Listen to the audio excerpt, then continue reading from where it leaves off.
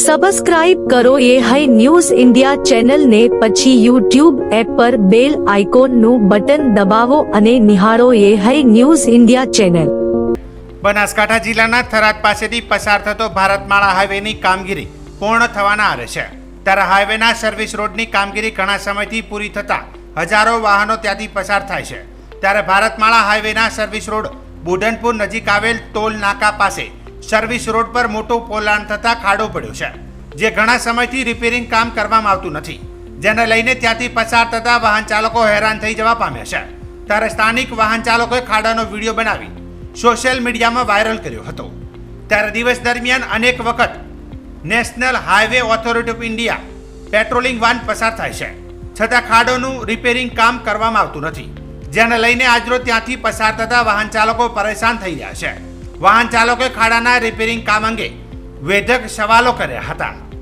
આપણે જે ભારતમાલા હાઈવે જે નવો બન્યો છે, જે થરાદ સાંચોર જે હાઈવે લાગે છે, અને એનો જે એક સર્વિસ રોડ છે, જે પીલુડાથી કરી દોતિયા મંગળોર અને આ બાજુ નારોલી સુધીના જે 50 ગામના જે લોકો આવે છે, એમના માટે જે સર્વિસ રોડ છે, એ ટોલ નાકો જે થરાદનું જે બુઢનપુર પાટીએ જે ઉતરવાનું, એ જગ્યાએ એક નહિવત વરસાદના કારણે મસ્ત મોટો 6x4નો ખાડો પડ્યો છે, 2 ફૂટ ઊંડો ખાડો છે, અને 15 દિવસથી ખાડો પડ્યો છે, અને લોકો ત્યાંથી જે ચાલે છે એને બિલકુલ વચ્ચોવચ્ચ છે, એટલે ત્યાં એક મોટો એક્સિડન્ટ થવાની દહેશત છે, અને અંધારામાં તો ખાસ સાવધાન રહેવું પડે એવી પરિસ્થિતિ છે। 15 દિવસથી આ ખાડો છે, અનેક વખત એમને રજૂઆતો કરી છે, માગણી કરી છે, પણ કોઈ તસલી લેતું નથી। એના જવાબદાર જેથી વ્યક્તિઓને વાત કરી છે, પણ એ લોકો જાણે કોઈક ખાડામાં પડે અને એમને કંઈક નુકસાન થાય એની રાહ જોઈ રહ્યા હોય એવું લાગી રહ્યું છે। આ એક સામાન્ય વરસાદ થયો છે થરાદની અંદર, એની અંદર જો આવી સ્થિતિ થતી હોય તો વધુ વરસાદ થાય તો આજે ભારતમાલા રોડ અને અન્ય જે રોડો બન્યા છે એની કેવી પોલ ખુલે। ગમે ત્યારે કોઈ વસ્તુ થયું હોય તો એનો જસ્ટ લેવા લોકો આવી જતા હોય છે કે આ મેં બનાવ્યું, ફલાણા બનાવ્યું, પહેલાં ભાઈ બનાવ્યું, પણ જ્યારે ખાડો પડ્યો ત્યારે અહીંથી ચાલતા લોકો એવું નથી કીધું કે આ ખાડો મારા લીધે પડ્યો છે, તમે આને બૂરશું, એવી કોઈ પણ તસલી લેતું નથી। તો જે બી મિત્રો અહીંથી ચાલે છે એમને હું તો વિનંતી કરું છું કે ભાઈ વ્યવસ્થિત ચાલજો, જેથી કરીને તમારે નુકસાન ન થાય। સરકારને તો ઊંઘાયેલી છે, એટલે આના માટે કંઈ કરશે નહીં, પણ તમે તમારી રીતે તમારી જાતને સાચવીને ચાલશો। બનાસકાંઠા જિલ્લામાં વાહન ચલાવનારા નિયમોનું પાલન કરનારા લોકોને વાહન ચલાવવા લાયસન્સ ફાળવતા હોય છે, પરંતુ ડ્રાઇવિંગ લાયસન્સ મળ્યા બાદ અનેક વાહન ચાલકો આ ડ્રાઇવિંગ લાયસન્સનો દુરુપયોગ કરી વાહન ચલાવવાના નિયમોના ધજાગરા ઉડાવતા હોય છે। ત્યારે બનાસકાંઠા જિલ્લો એ રાજસ્થાનની બોર્ડરને અડીને આવેલો જિલ્લો છે, તેથી આ જિલ્લામાં અનેકવાર ડ્રિંક એન્ડ ડ્રાઈવ સહિત ડ્રાઇવિંગના નિયમોનો ભંગના બનાવો સામે આવતા હોય છે।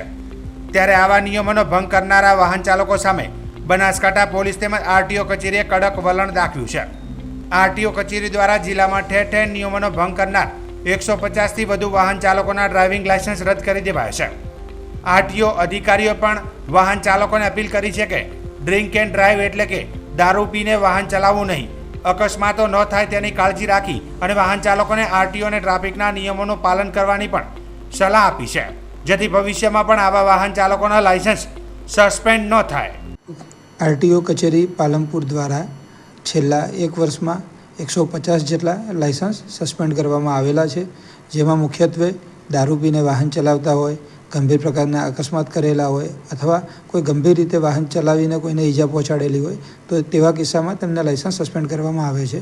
તથા આરટીઓ બનાસકાંઠા તરીકે હું વાહન ચાલકો તથા બનાસકાંઠાની જનતાને અપીલ કરું છું કે આવા કોઈપણ પ્રકારને આપણે કોઈને ભયજનક થાય એ પ્રમાણે વાહન ના ચલાવીએ, અને આપણે આપણી સલામતી રાખીએ તથા અન્યની પણ સલામતી રહે એ પ્રમાણે આપણું વાહન ચલાવીએ। બનાસકાંઠા સહિત જિલ્લામાં સતત અવિરત વરસાદના કારણે આજે દિયોદરના દેલવાડા રોડ ઉપર પાણી ભરાવને લઈને લોકો વાહન ચાલકો પરેશાન થઈ રહ્યા છે। ત્યારે ગુરુવારે બપોરે અહીંયાથી પસાર થતા વાહન ચાલકોને તંત્રના ખોદેલા ખાડામાં ગાડી ફસાતા વાહન ચાલકો ત્રાહિમામ પોકારી ઉઠ્યા હતા। સ્થાનિક લોકોની મદદથી ગાડીને બહાર તો કાઢવામાં આવી હતી, પરંતુ દેલવાડા રોડની સ્થિતિ નાજુક બનતી જાય છે। ત્યારે દિયોદરના દેલવાડા રોડ ઉપર તંત્ર દ્વારા સિમેન્ટ કોન્ક્રીટનો માલ નાખીને તંત્રે રોડનું સમારકામ કરેલું એ નાટક વરસાદે ખુલ્લું પાડ્યું છે। ત્યારે આજે દિયોદરના દેલવાડા રોડ પર વાહન ચાલકો ફસાતા તેથી અહીંથી પસાર થતા વાહન ચાલકો, લોકો, વિદ્યાર્થીઓ અને સોસાયટીના લોકો વરસાદી પાણી ભરાવથી ત્રાહિમામ પોકારી ઉઠ્યા છે। તંત્ર દ્વારા ફક્ત સમારકામ કરી સંતોષ મનાય છે, ત્યારે લાખો રૂપિયાના ખર્ચે આ સમારકામ ફક્ત શોભાના ગાંઠિયા સમાન દેલવાડા રોડ ઉપર જોવા મળ્યું હતું। આ બાબતને લઈને અહીંના દુકાનદારો વારંવાર તંત્રને જાણ કરવા છતાં તંત્ર ઘોર નિંદ્રામાં હોય તેવું લાગી રહ્યું છે. અહીંના સ્થાનિક દુકાનદારો દ્વારા વારંવાર રજૂઆતો કરવા છતાં અહીંથી પસાર થતા વાહન ચાલકો લોકોને હાલાકી વેઠવી પડે છે. સ્થાનિક લોકો દ્વારા દેલવાડા રોડ ઉપર પડી રહેલી હાલાકીના વિડીયો ફોટા લોકોએ તંત્રના અધિકારીઓને મોકલવા છતાં દિયોદર માર્ગ અને મકાન વિભાગ કંઈ જ કરતું નથી તેવું લોકો કહી રહ્યા છે. ત્યારે તંત્ર શું અહીંયા મોટી દુર્ઘટના બને તેની રાહ જોઈ રહ્યા છે કે શું? ત્યારે માર્ગ અને મકાન વિભાગ દ્વારા દિયોદરના દેલવાડા લવાણા રોડ ઉપર ભરાતા વરસાદી પાણીના નિકાલ માટે કામગીરી હાથ ધરશે કે શું? લોકોના અણિયાળા સવાલો ઊભા થયા હતા. બનાસકાંઠા જિલ્લાના ધાનેરા નગરપાલિકા દ્વારા ચાલુ વરસાદમાં દબાણ દૂર કરવાનો કાર્યક્રમ યોજ્યો હતો. જો કે છેલ્લા કેટલાય સમયથી સ્વાગત કાર્યક્રમમાં રજૂઆત થતી હોવાને લઈને વરસાદમાં નગરપાલિકા તંત્ર પોલીસ બંદોબસ્ત સાથે સનરાઈઝ શોપિંગ આગળના દબાણો દૂર કરાયા હતા. જો કે ભર વરસાદમાં રોડ રસ્તા બાબતે પ્રજા ત્રાહિમામ છતાં પાલિકા છે નીરસ. ત્યારે ધાનેરા શહેરમાં પાલિકાને ખાડા પૂરવાનો સમય નથી અને દબાણની ઝુંબેશ તેજ કરતા વેધક સવાલો ઉઠવા પામ્યા હતા. ઉલ્લેખનીય છે કે ભર બજારે દબાણનો રાફડો છતાં નગરપાલિકાના આંખે અંધારા જેવો ઘાટ જોવા મળ્યો હતો. તો સત્વરે પ્રજાના પડતર પ્રશ્નો અંગે કામગીરી કરવા નગરજનો માંગ કરી રહ્યા છે. બનાસકાંઠા જિલ્લાના અંબાજી નજીક વૃદ્ધનો નદીમાં તણાઈ જવાનો મામલો સામે આવ્યો હતો. ત્યારે ઘટનાની જાણ કરતા રેસ્ક્યુ ટીમ ઘટના સ્થળે પહોંચી હતી.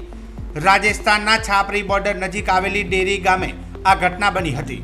નદી પાર કરતા આશરે 55 વર્ષના વૃદ્ધ નદીમાં તણાયા હતા. કલાકો વીતવા છતાં વૃદ્ધની કોઈ ભાળ હજી સુધી મળી નથી. ત્યારે છાપરીથી ડેરી ગામ વચ્ચે કોઝવે પાર કરતા વૃદ્ધ નદીમાં તણાઈ ગયા હતા. ત્યારે રાજસ્થાન પોલીસ સાથે SDRF દ્વારા તેમની શોધખોળ શરૂ કરવામાં આવી હતી. ડેરી ગામના રહેવાસી નોનાભાઈ લાલજીભાઈ ગરાસિયા બારમાની વિધિમાં જતી વખતે નદીમાં તણાયા હતા. કોઝવે ઉપર ભારે પાણી હોવા છતાં જીવના જોખમે પાણીમાં જતા વૃદ્ધ નદીમાં તણાયા હતા. નદીમાં ઘટના બનતા સ્થાનિક પોલીસને જાણ કરતા વહીવટીતંત્ર અને પોલીસ તંત્ર ઘટના સ્થળે દોડી આવ્યું હતું. તો સાથે સાથે SDRFની ટીમ પણ ઘટના સ્થળે પહોંચી નદીમાં રેસ્ક્યુ કર્યું હતું. ગ્રામજનો પણ નદીમાં તણાયા અને વૃદ્ધને શોધવા માટે જીવના જોખમે રેસ્ક્યુ કરતા જોવા મળ્યા હતા. ત્યારે મામલતદાર SDM આબુ રોડ PI તાત્કાલિક દોડી આવ્યા હતા. ત્યારે તેમની સતત શોધખોળ ચાલુ રાખવામાં આવી હતી. ત્યારે સતત બીજા દિવસે SDRFની ટીમ દ્વારા આધેડનો મૃતદેહ ગઠિયાફળી પાસેથી નદીમાંથી શોધવામાં આવ્યો હતો. આધેડના મૃતદેહને પોસ્ટમોર્ટમ અર્થે ખસેડવામાં આવ્યો હતો. સમગ્ર ગુજરાતમાં હવામાન વિભાગ દ્વારા અતિ ભારે વરસાદની આગાહીના પગલે ઠેર ઠેર વરસાદ વરસી રહ્યો છે. ત્યારે વરસાદના પગલે જ્યાં જુઓ ત્યાં પાણી જ પાણી નજરે પડતું જોવા મળી રહ્યું છે. ત્યારે બનાસકાંઠાની વાત કરીએ તો બનાસકાંઠામાં પણ વરસાદી માહોલ જોવા મળી રહ્યો છે. ત્યારે રાજસ્થાનના ઉપરવાસમાં પણ સારા વરસાદના કારણે બનાસ નદીમાં પણ પાણી ચાલી રહ્યા છે. અને વરસાદી માહોલ વચ્ચે બનાસ નદીમાં પાણીનો ધરખમ વધારો જોવા મળી રહ્યો છે. હવામાન વિભાગ દ્વારા બનાસકાંઠામાં ઓરેન્જ એલર્ટ આપવામાં આવતા ત્યારે બનાસકાંઠા જિલ્લા કલેક્ટર દ્વારા તંત્રને સજ્જ રહેવા સૂચન આપવામાં આવ્યું હતું. તેમજ નદી કાંઠે વસતા લોકો અને અન્ય લોકોને નદી નાળા અને ચાલતા પ્રવાહમાંથી પસાર ન થવા માટે જાહેરનામું પ્રસિદ્ધ કરવામાં આવ્યું હતું. તેમ છતાં અમીરગઢ બનાસ નદીના ચેક ડેમમાં યુવક ડૂબ્યો હોવાના આશંકા વ્યક્ત કરવામાં આવી રહી હતી. યુવક ડૂબ્યો હોવાની આશંકાના પગલે વહીવટી તંત્ર ઘટના સ્થળે પહોંચ્યું હતું અને અમીરગઢ મામલતદાર, TDO અને અમીરગઢ પોલીસ સહિતના અધિકારીઓ ઘટના સ્થળે પહોંચ્યા હતા અને સ્થાનિક તરવૈયા ભીલ માનજીભાઈ સોનાભાઈ અને તેમની ટીમની મદદથી યુવકની શોધખોળ હાથ ધરવામાં આવી હતી. ત્યારે ભારે જહેમત બાદ સ્થાનિક તરવૈયા અને NDRFની ટીમ દ્વારા યુવકને ઊંડા પાણીમાંથી શોધી કાઢવામાં ટીમને સફળતા મળી હતી. યુવકને પાણીમાંથી બહાર નીકાળ્યા બાદ યુવકના મૃતદેહને PM અર્થે ખસેડવામાં આવ્યો હતો.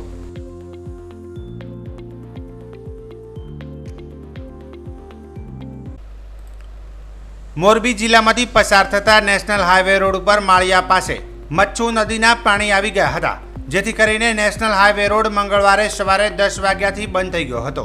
જેથી કરીને STની કચ્છ તરફ આવતી અને જતી તમામ બસોને રોકી દેવામાં આવી હતી. જેથી કરીને સૌરાષ્ટ્ર અને ગુજરાત તરફથી દૈનિક કચ્છ બાજુ જતી 100 જેટલી બસોના પૈડા થંભી ગયા હતા.